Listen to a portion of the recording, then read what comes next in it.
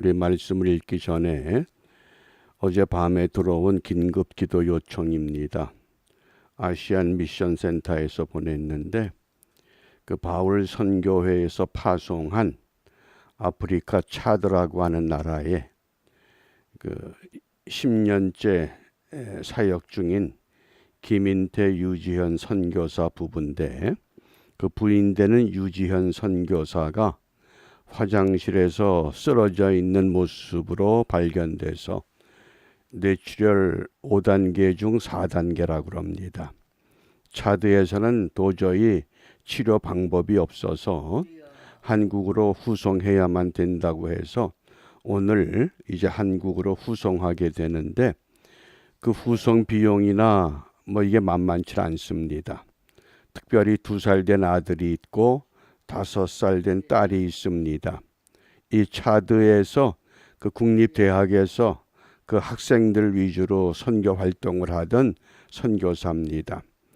긴급 기도 요청이 들어왔기 때문에 이 유지현 선교사 우리 기억하고 우리가 기도하는 마음으로 우리 말씀을 좀 나누겠습니다. 오늘 우리가 4장 19절입니다. 해산하는 수고. 우리 함께 읽습니다. 나의 자녀들아 너희 속에 그리스도의 형상이 이루기까지 다시 너희를 위하여 해산하는 수고를 하노니. 아멘. 이 해산하는 수고다. 헬라어 성경에서 이 오디노라는 단어를 사용합니다. 이 헬라어 단어의 동사가 특이한 용법입니다. 그냥 오디노 그러면 여기에 주어가 포함되어 있습니다. 내가 해산에 수고를 한다 그런 뜻입니다. 주어가 항상 포함이 되어 있는 게 헬라어 이 동사의 특징입니다. 그래서 오늘 사도 바울이 갈라디아 지역의 교회들을 향해서 놀라운 신앙의 선언을 합니다. 나의 자녀들아 너희 속에 그리스도의 형상이 이루기까지 다시 너희를 위하여 해산하는 수고를 하노니. 우리가 이 말씀을 바르게 이해하기 위해서는 당시 그 시대적인 상황을 먼저 살펴야 됩니다. 사도 바울이 갈라디아 지역에서 여러 곳에 복음을 전합니다. 그때마다 그 사람들이 순수하게 그 복음을 받아들였습니다. 예수를 믿음으로 의롭게 되고 예수를 믿음으로 구원을 얻는다. 얼마나 기쁜지 모릅니다. 그리고 또 다음 지역으로 떠나고 하는데 얼마 후에 그 사도 바울의 사역을 회방하는 유대주의자들, 쉽게 말하면 율법주의자들, 그렇게 믿음으로 의롭게 되는 게 아니다. 그렇게 간단한 게 어딨냐. 율법에 따라야 되는데 먼저 할례를 받아야 된다. 그리고 율법을 지켜야만 의롭게 된다. 그러니까 바울이 전한 복음을 다른 복음, 이 율법을 가지고 흔들어 놓은 겁니다. 그러니까 또 이게 갈라디아 지역의 교회 성도들이 또 쉽게 흔들려 버린 겁니다. 이 얼마나 안타깝습니까? 그래서 처음 복음을 전해서 새 생명으로 세상에 내보냈는데 그 새 생명들이 또다시 다른 복음에 의해서 갈 방향을 잃어버린 겁니다. 그러니까 그때 이 바울이 갈라디아 교회 성도들을 향해서 내가 해산하는 수고를 또 해야 되겠다. 왜? 새 생명으로 세상에 내보낸 것으로 만족하지 못하고 이제는 바르게 양육하는 단계, 그것이 해산하는 수고입니다. 현대 그 미술 조각의 그 장르 중에 아상블라주라는 장르가 있습니다. 아상블라주, 그 불란서 말인데 그 뜻은 모은다, 또 조립한다 그런 뜻입니다. 쉽게 설명하면 영어로 이 정크 아트 이 분야가 아상블라주에 속합니다. 우리가 사용하다가 버린 폐품들, 그런 물건들을 모아서 새로운 작품을 만들어내는 겁니다. 이 해산하는 수고가 지금 그렇습니다. 새 생명으로 복음으로 세상을 내보냈는데 이들이 또다시 다른 복음에 의해서 흩어져 버린 겁니다. 훼손됐습니다. 훼손된 걸 다시 복구시키는 작업, 그것이 해산하는 수고라고 하는 오디노를 말합니다. 저는 이 말씀을 묵상하면서 이 바울의 네 가지 믿음을 생각해 봅니다. 네 가지 마음이 있습니다. 그 첫 번째가 산모의 마음입니다. 요한복음 16장 21절 말씀에 여자가 해산하게 되면 그때가 이르렀으므로 근심하나 아이를 낳으면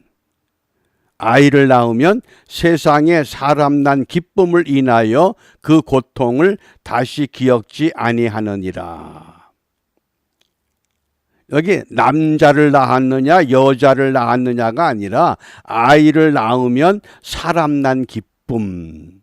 바울이 그 복음을 전했던 그 지역에서 복음의 사람들을 낳았습니다.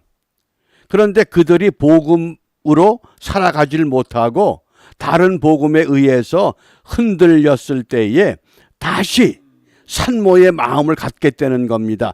해산의 수고 뭡니까? 새로운 사람으로 다시 세워질 때까지. 그래서 이 바울의 해산의 수고가 산모의 마음이라고 하는 겁니다. 이 산고라고 하는 것, 인간이 경험하는 통증 가운데 가장 고통스러운 것이 산고라 그러죠. 그런데 그 산고를 치렀던 산모들이 그 고통 가운데 신음할 때는 다시는 아이를 낳지 않을 것 같은데 또 아이를 낳습니다. 왜 그러느냐? 고통을 기억하지 않기 때문에. 아이를 낳으면 세상에 사람 난 기쁨. 한 생명을 복음으로 무장시키는 것 굉장히 어려운 일입니다. 산고와 같습니다. 그런데 그가 또다시 복음의 길에서 벗어났을 때 그걸 포기하지 않고 내가 다시 나보겠다. 해산의 수고 또 하겠다. 그것이 이 바울의 간절한 마음입니다. 그래서 산모의 마음이다. 이렇게 정의해 봅니다. 그 다음 두 번째입니다. 어머니의 마음을 갖습니다. 이게 모정이라고 하는 겁니다.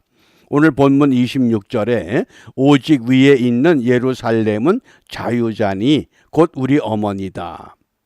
이 산고를 통해서 다시 이 생명들을 복음으로 돌아오게 한 다음에 거기서 멈추지 않고 어디까지 가야 됩니까? 오직 위에 있는 예루살렘, 천상의 예루살렘, 부활하시고 승천하신 예수님이 있는 그 보좌, 그곳까지 끌고 가야 되겠다는 겁니다. 그게 뭡니까? 어머니의 마음입니다. 그래서 잠언 4장 3절에 보면 나도 내 아버지에게 아들이었으며 내 어머니 보기에 유약한 외아들이었다. 약하다는 겁니다. 복음으로 낳았지만은 약하기 때문에 어머니의 마음을 가지고 어떻게 해야 됩니까? 아이를 낳는 것이 어렵습니까? 아이를 양육하는 것이 어렵습니까? 그러면 거의 모든 어머니들이 아이를 양육하는 게 더 어렵다고 말합니다. 그 바울이 지금 그런 마음입니다. 그 갈라디아 지역의 여러 교회 성도들, 복음으로 그들을 낳았는데 그들이 바르게 양육되지 못함으로 위에 있는 예루살렘까지, 그래야 자유자가 되니까 내가 이런 어머니의 마음을 갖고 그들을 위해서 해산의 수고를 해야 되겠다. 산모의 마음이요 어머니의 마음입니다. 그 다음에 세 번째입니다. 스승의 마음도 있습니다. 전도서 12장 11절에 보면 지혜자의 말씀은 찌르는 채찍 같고 회중의 스승의 말씀은 잘 박힌 못 같으니 다 한 목자에 주신 바니라. 오늘 본문에 보면 이 사도 바울이 갈라디아 교회 성도들을 바르게 깨우치고 세우기 위해서 어떤 고백을 하느냐. 8절에 보면 그러나 너희가 그때에는 하나님을 알지 못하여 본질상 하나님이 아닌 자들에게 종노릇하였다. 복음으로 낳아 놓았는데도 복음을 따르지 못하고 율법이라고 하는, 할례를 받아야 된다고 하는, 율법을 지켜야 된다고 하는 그 가르침에 그들이 마음을 빼앗겨버린 겁니다. 여기 그대로 두질 않겠다. 스승은 어떻습니까? 제자들이 세상에 나가서 자기의 몫을 바르게 감당할 때까지 깨우치고 가르치는 겁니다. 그러니까 사도 바울이 해산의 수고라고 하는 것은 산모의 산고 같은, 어머니의 모정 같은 스승의 이 사부의 이 마음, 이런 마음을 갖고 지금 갈라디아 교회 성도들을 보살피겠다고 하는 간절한 고백입니다. 그 다음에 네 번째입니다. 이 아버지의 마음이 있습니다. 고린도전서 2장 16절에 보면 누가 주의 마음을 알아서 주를 가르치겠느냐. 그러나 우리가 그리스도의 마음을 가졌다. 이 그리스도의 마음이 뭡니까? 끝까지 포기하지 않습니다. 아버지의 마음이 어떤 마음입니까? 우리가 탕자의 비유에서 보면 작은 아들이 아버지로부터 자기의 유산을 미리 물려받습니다. 이건 도저히 있을 수 없는 일입니다. 그럼에도 불구하고 아버지는 그 아들에게 그 몫을 다 내놓았습니다. 그리고 이제부터 나는 자유다. 먼 곳에 가서 방탕한 삶을 살다가 모든 걸 다 탕진했습니다. 얼마나 배가 고프고 주렸든지 돼지 우리에서 돼지가 먹는 쥐엄나무의 열매를 주워 먹으면서 어떤 생각을 합니까? 야, 우리 아버지 집에는 배부른 품꾼들이 얼마나 많은가. 나는 굶주려 죽겠구나. 그리고는 아버지 집에서 배불리 먹거나 살아보자. 아버지 집에 품꾼으로 가야 되겠다. 그리고 아버지를 찾았을 때 그 아버지가 그 아들에게 네가 무슨 품꾼이냐. 네 유산 다 탕진했어도 너는 내가 잃었다가 다시 찾은, 다시 얻은 내 아들이야. 그게 뭡니까? 아버지의 마음이요 그리스도의 마음이라는 겁니다.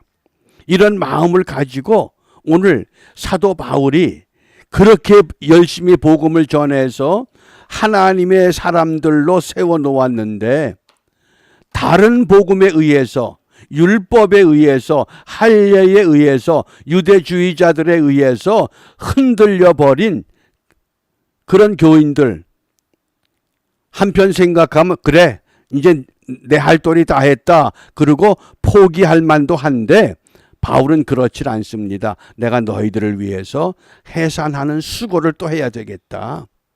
너희들을 바르게 세워야 되겠다. 산모의 마음과 어머니의 마음과 스승의 마음과 아버지의 마음을 그대로 토로한 겁니다.